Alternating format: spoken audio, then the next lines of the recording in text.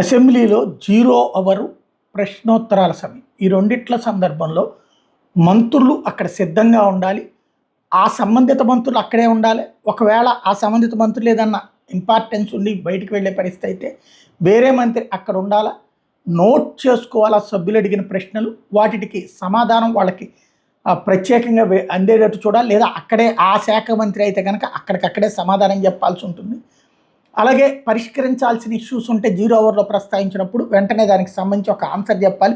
మేము నోట్ చేసుకున్నామనినో సంబంధిత అధికారికి చెప్తామని ఆ నోట్ చేసుకున్న విషయాలు ఆ సంబంధిత అధికారులకు తెలియజేసి అక్కడ పరిష్కరించేలా చూడాలి. ఇది శాసనసభ సంప్రదాయం. సుదీర్ఘ రాజకీయ అనుభవం, సుదీర్ఘ శాసనసభ సభ్యత్వం ఉన్నటువంటి అయ్యన్న పాత్రుడికి ఆ విధానం తెలుసు. ఆయన ఆ విధానాల్ని ఫాలో అయిన వాళ్ళు, చూసిన వాళ్ళు. ఇప్పుడు అయ్యన్న పాత్రుడికి కోపం వచ్చింది ఏంటంటే, ఇప్పుడు పక్కన శాసనసభలో వైఎస్ఆర్ కాంగ్రెస్ పార్టీ అటెండ్ కావట్లేదు.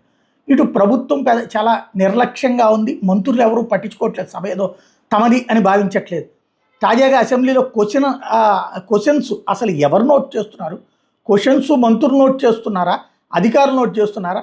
0 అవర్లో ఎంతమంది మాట్లాడుతున్నారంటూ స్పీకర్ అయ్యన్న పాత్రుడు తాజాగా ప్రశ్నించడంతో ఒక్కసారిగా ఉలిక్కి పడ్డారు. ఇప్పుడు దాన్ని సెటిలైట్ చేసుకునే ప్రయత్నం చేస్తున్నారు.